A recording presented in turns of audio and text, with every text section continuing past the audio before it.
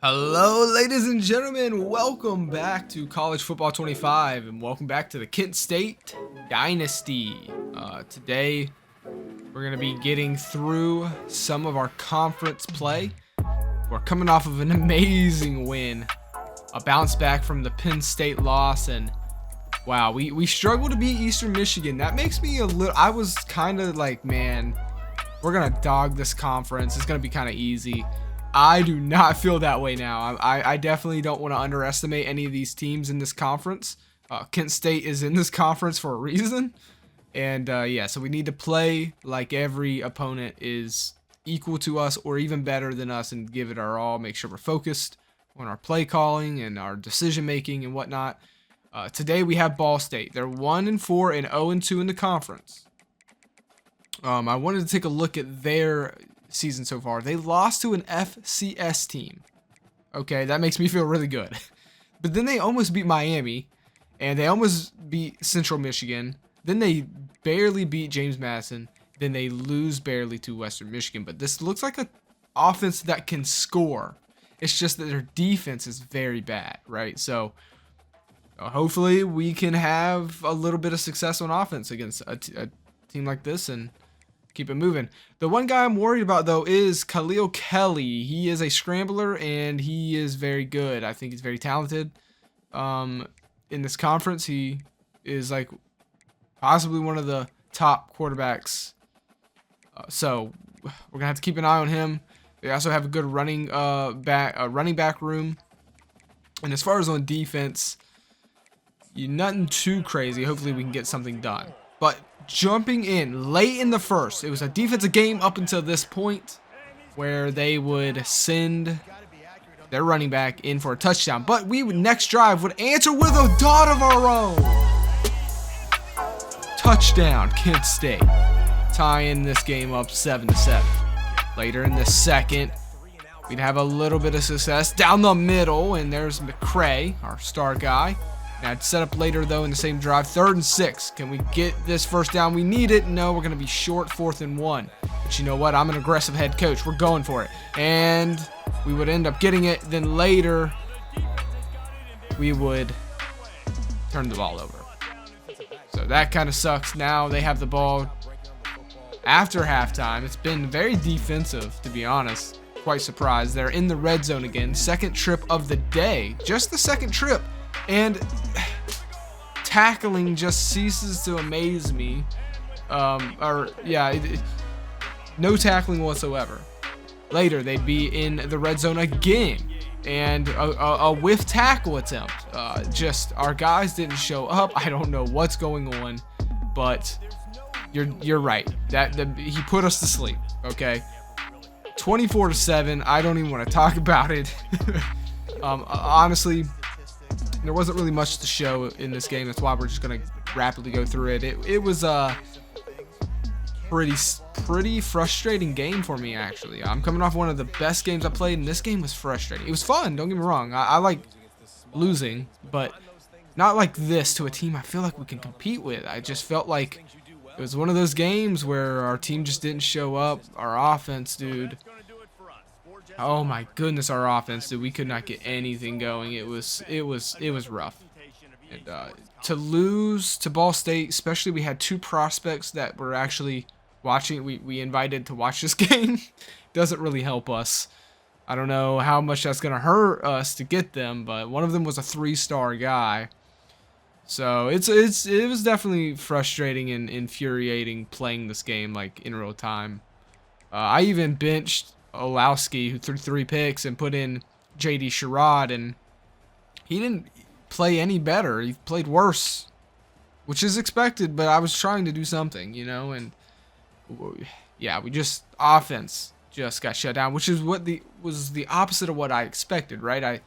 I looked at their thing and said, hey, okay, they have a very bad defense. We should be able to go off, and maybe it was that type of mindset, right, that made me play worse. I felt like it wasn't my best called game. I was taking too many shots down the field because I just assumed their defense was bad, and they make me pay for that type of mindset. So I'm gonna try to just go through these games with a different, just every team can beat you.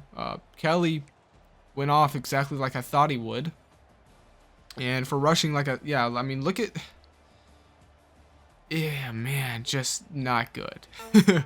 Thomas with 3 carries, 28 yards. Garcia, we gave him the ball 5 times. No, we didn't run the ball the way we should have, but you can see why I kind of went away from it. I mean, after 5 carries and no yards. I mean, right? Like, something's got to give. But I definitely, I gave up on the run game a little too soon. But when you go down early, sometimes that can get to your head a little bit. McCray ended up going off, at least personally for himself, right? He had over 100 yards, 6 wrecks. And on defense, we split a few tackles. But this is one we want to put behind us for sure. So that's exactly what we're going to do.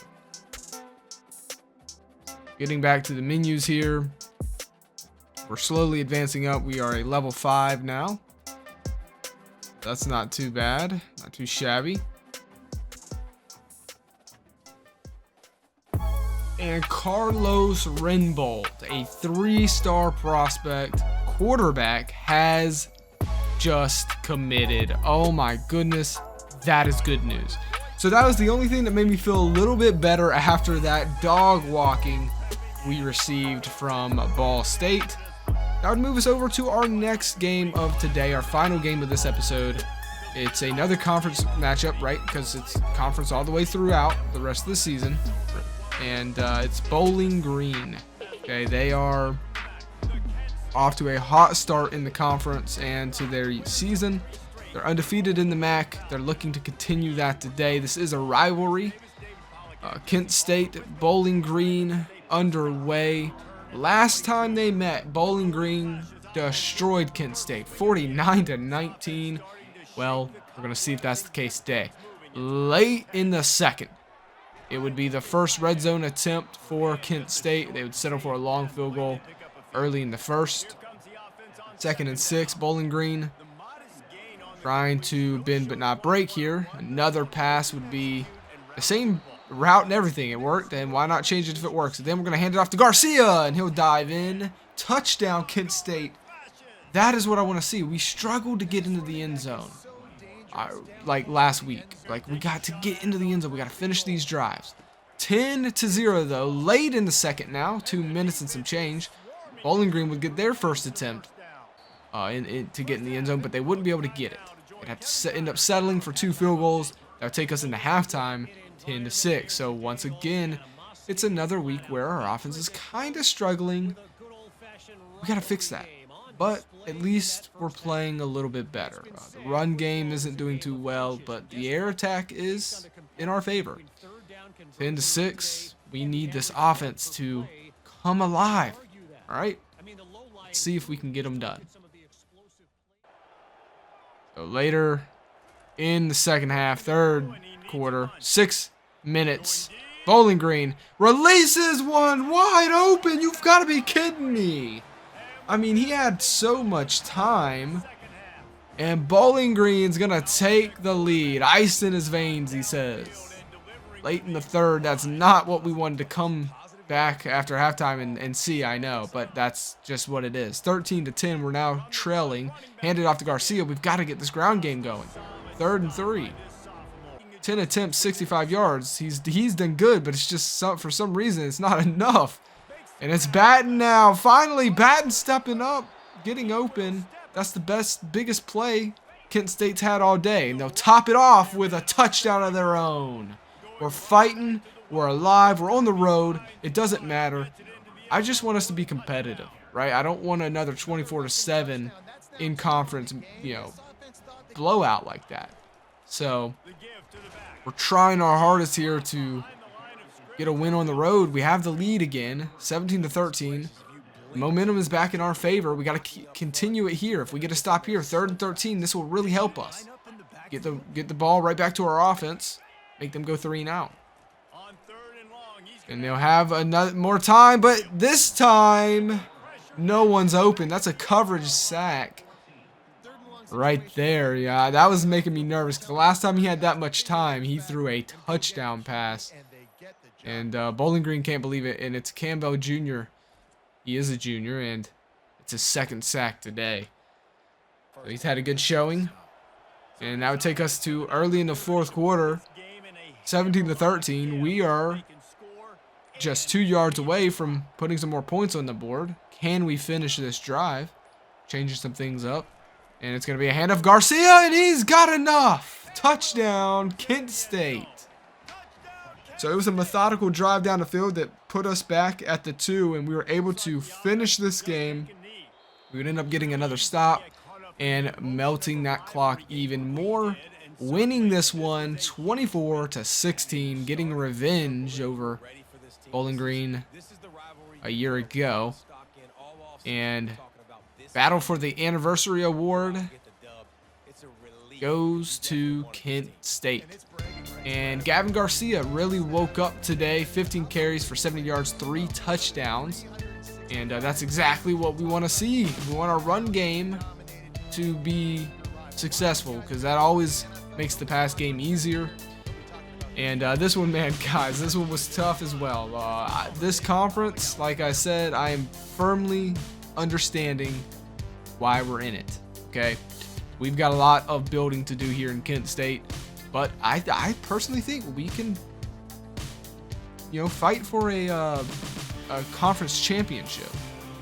It's definitely in reach. So, we'll keep that in mind. Now, Bazelak didn't play the best, didn't play the worst, but he definitely, took advantage of him a little bit. Now, Towalski didn't play good. It's another, he's got more interceptions on the year than touchdowns. And it's a new game, but it's also just, I don't know. It's just not his year. So, it is what it is. As long as we're winning games, I really just don't care. But I would like to see the interceptions, get cut down. It makes it harder to win when you're turning the ball over. Garcia had a hat trick today. That's the first time ever in his career. This is the best performance as far as touchdowns go for him. Batten did fantastic like he normally does. And McCray is down there at the bottom like he normally is for some reason. But that's just how it's playing out. Isaiah Batten's breaking out this year. He is a senior, though. We won't have him, so we'll have to keep that in mind. And, yeah. Overall, guys, I am really enjoying this game. We're going to continue on in the next episode, just pushing through the season. And as like I said, we get later into the year, we're going to really more focus on the prospects that are coming over to Kent State, all right? I know I haven't shown much of that, but just bear with me. There's going to be an episode that's just for it. So I'm excited for that. That'll be in the future. That's going to do it for me, though. Let me know what you think. I'll see you guys on the next one. Peace.